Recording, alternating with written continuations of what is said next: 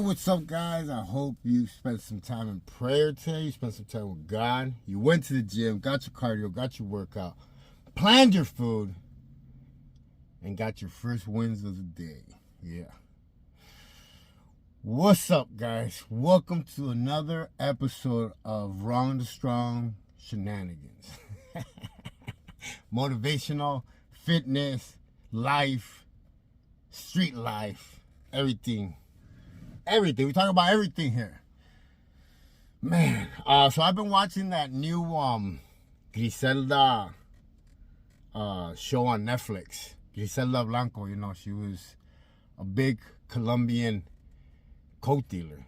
And, you know, she fled Colombia, went to Miami, was just ruthless, and became a major kingpin in a time where women really weren't seen doing that. You get what I'm saying? So, like, she was a mold breaker. They broke the mold when they made her. She ended up getting killed once she returned back to Colombia. I don't know why she would return, but it's drug dealing is a dirty, nasty game. I have to say it. The money's good. Yeah, the money's really good. But it comes at a very high cost. Very high cost. Either getting killed, prison for life. I mean, it can lead to all sorts of things. My days of drug dealing, I don't remember having like months that everything was like smooth, running good, everything was good, just making money. Like, no, there was always problems. And that's what you see on the series with her. Like, there's always something going wrong with her deal, with her supplier, with her distributor. Like, there was always something going wrong. And that's what I tell people, man. Like, it's for the birds. Like, you're better off having a 9-to-5 job, going to work every day, not looking over your shoulder, saving your money, and living a good life. Like, it's not worth it. Now that I've seen both ends, it's not worth it. You know, there was a time where I was doing really good. This is right before I left Chicago, and I was doing good. I had my restaurant, I had my house. My house was paid for. My cars were paid for. My coats, my jewelry, like all stuff that was paid for. We were good, and we were making money. I think I was getting rid of probably about 10 to 20 a week.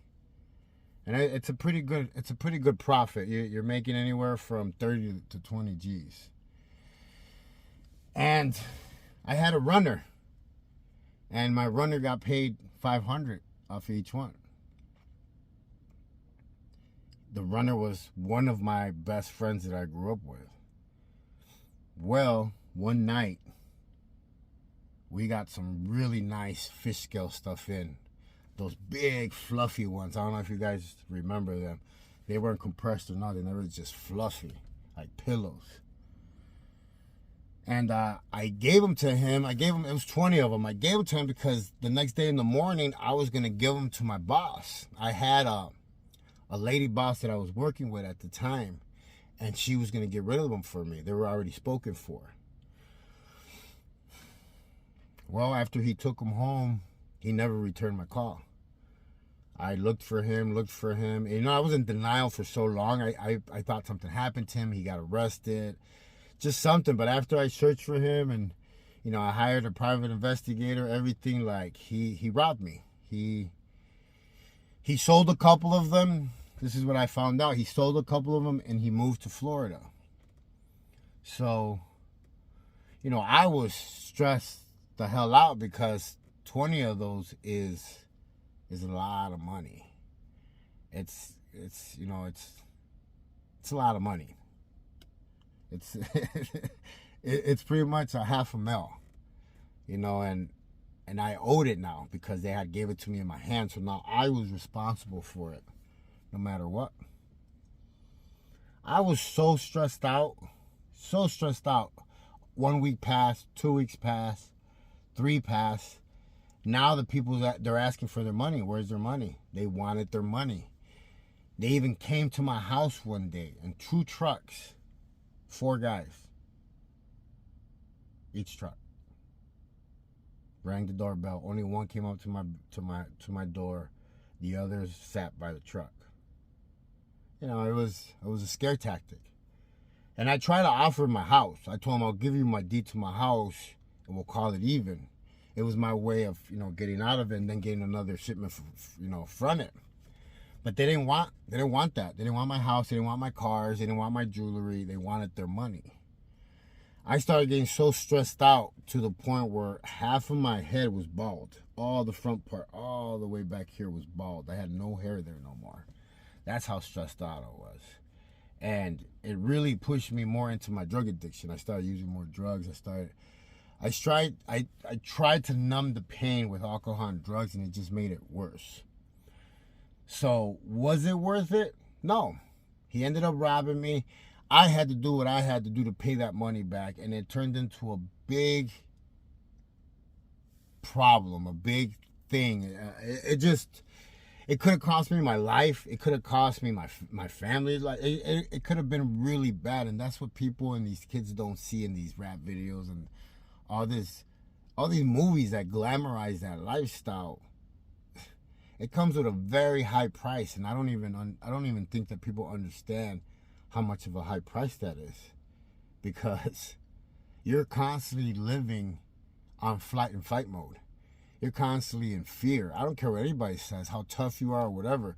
You feel fear because you're constantly, cops are behind you, you got drugs on you, you're driving here, you're driving over there, people want to kill you, people want to rob you, people are out with their hands, you know, they want something from you. It's a very stressful life. And if you really do the math, you get caught, you do 20 years, you're better off working a job, doing something that you love to do. Because if you become really good at what you do, you'll be making drug dealer money on a 9-to-5 job. You just have to be really in love with what you do and be good at it. And then you sell the crap out of it. That's how it's done. That's how it's been done since day one.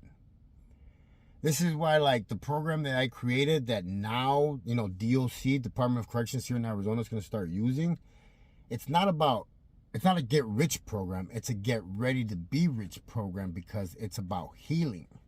It's about pulling those layers off of you. Whoever you hated, whoever you needed to forgive, how to sleep, how to take care of your body. It doesn't mean that you have to be a bodybuilder or a athlete, or no, you just have to take care of your body, mobility, flexibility. You know, you have to be able to have strength. So, you know, it's one of those things, man, where we have to heal in order to make real money and know what to do with the money.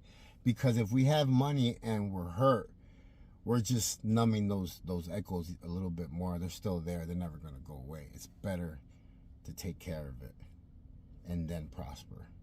But, you know, put it on him first. Pray, talk to him, spend time with him, read. I can't tell you, man. You know,